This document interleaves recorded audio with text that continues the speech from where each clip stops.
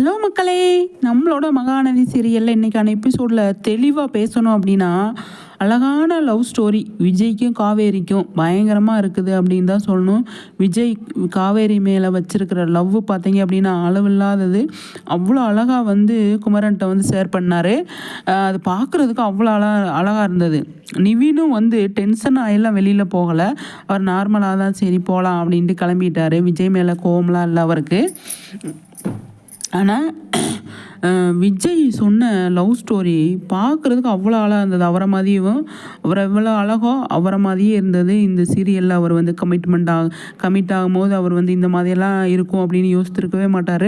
ஆனால் இருக்க பயங்கரமாக வந்து இவரோட கேரக்டர், விஜயோட கேரக்டரை அவ்வளோ டெவலப் பண்ணி மெருகேற்றி செம்மையாக வந்து கணவன் மனைவி அப்படிங்கிற ஒரு இடத்துல அவங்க எவ்வளோ லவ் இருக்குது அவங்கக்குள்ள அப்படிங்கிறத வந்து அவ்வளோ அழகாக வந்து காட்டியிருக்காங்க.